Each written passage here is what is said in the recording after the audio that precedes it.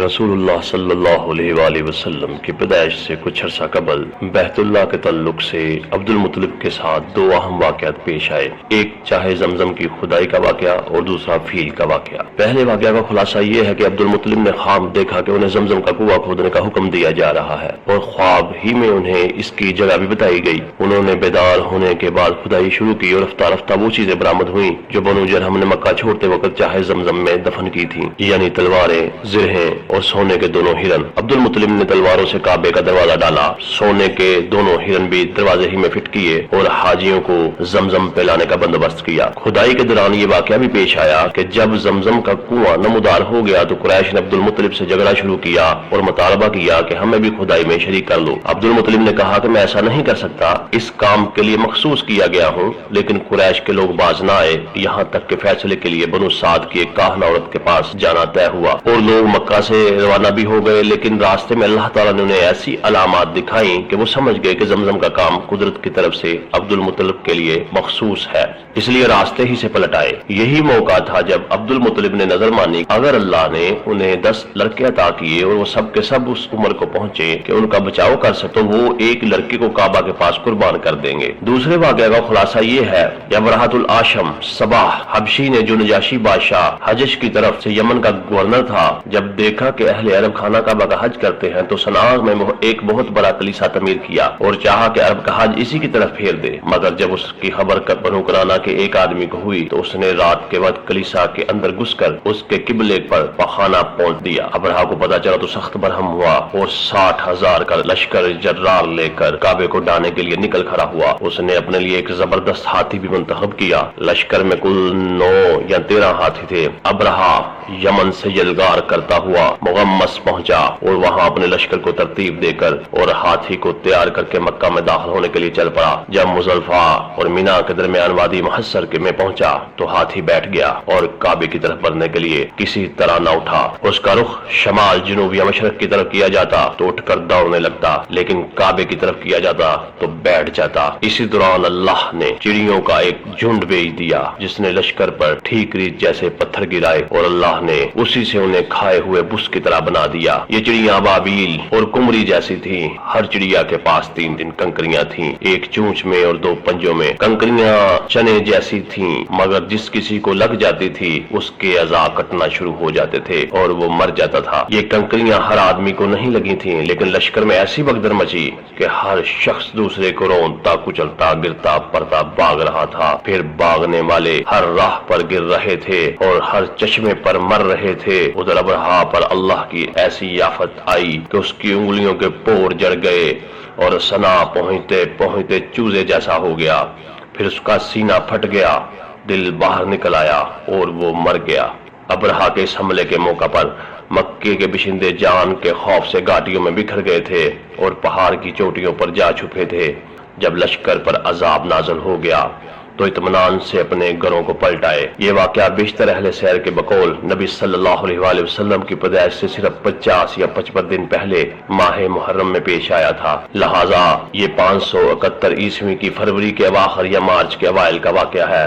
یہ در حقیقت ایک تمہیدی نشانی تھی جو اللہ نے اپنے نبی اور اپنے کعبہ کے لیے ظاہر فرمائی تھی، کیونکہ آپ بیت المقدس کو دیکھیے کہ اپنے دور میں اہل اسلام کا قبلہ تھا اور وہاں کے باشندے مسلمان تھے، اس کے باوجود اس پر اللہ کے دشمن یعنی مشرکین کا تسلط ہو گیا تھا، جیسا کہ بخت نصر کے حملہ 587 قبل مسیح اور اہل روما کے قبضہ 70 عیسوی سے ظاہر ہے، لیکن اس کے برخلاف کعبہ پر عیسائیوں کو تسلط حاصل نہ ہو سکا، حالانکہ اس وقت یہی مسلمان تھے اور کعبے کے باشندے مشرک تھے۔ پھر یہ واقعہ ایسے حالات میں پیش آیا کہ اس کی خبر اس وقت کی متمدن دنیا کے بیشتر علاقوں یعنی روم و فارس میں آنن فانن پہنچ گئی، کیونکہ حبشہ کا رومیوں سے بڑا گہرا تعلق تھا اور دوسری طرف فارسیوں کی نظر رومیوں پر برابر رہتی تھی اور وہ رومیوں اور ان کے حلیفوں کے ساتھ پیش آنے والے واقعات کا برابر جائزہ لیتے رہتے تھے۔ یہی وجہ ہے کہ اس واقعے کے بعد اہل فارس نے نہایت تیزی سے یمن پر قبضہ کر لیا۔ اب چونکہ یہی 2 حکومتیں اس وقت متمدن دنیا کے اہم حصوں کی نمائندہ تھی،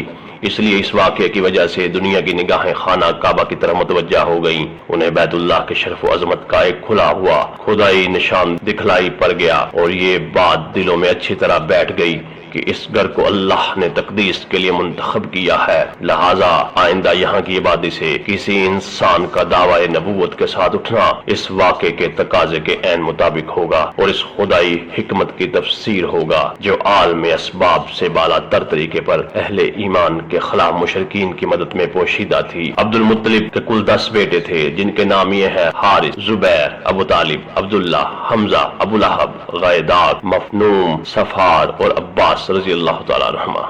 بعض نے کہا ہے کہ 11 تھے، ایک کا نام قسم تھا، اور بعض اور لوگوں نے کہا کہ 13 تھے، ایک کا نام عبد الکعبہ اور ایک کا نام حجل تھا، لیکن 10 کے قائلین کہتے ہیں کہ مقوم ہی کا دوسرا نام عبد الکعبہ اور غیداد کا دوسرا نام حجل تھا، اور قسم نام کا کوئی شخص عبد المطلب کی اولاد میں نہ تھا۔ عبد المطلب کی 6 بیٹیاں تھیں، نام یہ ہے ام الحکیم، ان کا نام بیضہ ہے، برہ، عاتقہ، صفیہ، عروہ اور امیمہ۔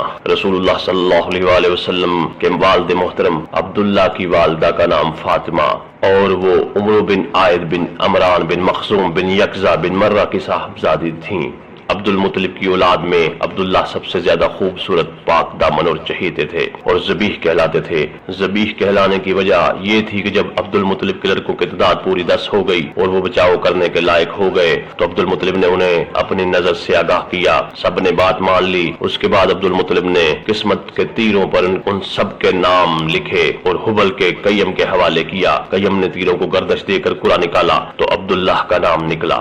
عبد المطلب نے عبداللہ کا ہاتھ پکڑا، چھری لی، ذبح کرنے کے لیے خانہ کعبہ کے پاس لے گئے، لیکن قریش اور خصوصاً عبداللہ کے ننیال والے بن مخزوم اور عبداللہ کے بھائی ابو طالب آرے آئے۔ عبد المطلب نے کہا تب میں اپنی نظر کا کیا کروں؟ انہوں نے مشورہ دیا کہ وہ کسی خاتون عرافہ کے پاس جا کر حل دریافت کریں۔ عبد المطلب ایک عرافہ کے پاس گئے، انہوں نے کہا کہ عبداللہ اور 10 اونٹوں کے درمیان قرآن دازی کریں، اگر عبداللہ کے نام قرآن نکلے تو مزید 10 اونٹ بڑھا دیں، اس طرح اونٹ بڑھاتے جائیں اور قرآن دازی کرتے جائیں یہاں تک کہ اللہ راضی ہو جائے، پھر اونٹوں کے نام قرآن نکل آئے تو انہیں ذبح کر دیں۔ عبد المطلب نے واپس آ کر عبداللہ اور 10 اونٹوں کے درمیان قرآن دازی کی، مگر قرآن عبداللہ کے نام نکلا۔ اس کے بعد وہ 10 اونٹ بڑھاتے گئے اور قرآن دازی کرتے گئے، مگر قرآن عبداللہ کے نام ہی نکلتا رہا۔ جب تعداد 100 اونٹ ہو گئی تو کوڑا اونٹوں کے نام نکلا۔ اب عبد المطلب نے انہیں عبداللہ کے بدلے ذبح کیا اور وہیں چھوڑ دیا۔ کسی انسان یا درندے کے لیے کوئی رکاوٹ نہ تھی۔ اس واقعہ سے پہلے قریش اور عرب میں خون بہا دیت کی مقدار 10 اونٹ تھی، مگر اس واقعے کے بعد 100 اونٹ ہو گئی۔ اسلام نے بھی اس مقدار کو برقرار رکھا۔ نبی صلی اللہ علیہ وآلہ وسلم کا ارشاد یہ ہے کہ میں 2 ذبیح کی اولاد ہوں، ایک حضرت اسماعیل علیہ السلام اور دوسرے آپ صلی اللہ علیہ وآلہ وسلم کے والد عبداللہ۔ عبد المطلب نے اپنے صاحبزادے عبداللہ کی شادی کے لیے حضرت آمنہ کا انتخاب کیا جو وہب بن عبد مناف بن زہرہ بن کلاب کی صاحبزادی تھیں اور نسب اور رتبے کے لحاظ سے قریش کی افضل ترین خاتون شمار ہوتی تھیں۔ ان کے والد نسب اور شرف دونوں حیثیت سے بنو زہرہ کے سردار تھے۔ وہ مکہ ہی میں رخصت ہو کر عبداللہ کے پاس آئیں، مگر تھوڑے عرصے بعد عبداللہ کو عبد المطلب نے کھجور لانے کے لیے مدینہ بھیجا اور وہ وہیں انتقال کر گئے۔ بعض اہل سیر کہتے ہیں کہ وہ تجارت کے لیے ملک شام تشریف لے گئے تھے۔ قریش کے ایک قافلے کے ہمراہ واپس آتے ہوئے بیمار ہو کر مدینہ اترے اور وہیں انتقال کر گئے۔ تدفین ناب اجادی کے مکان میں ہوئی۔ اس وقت ان کی عمر 25 برس کی تھی۔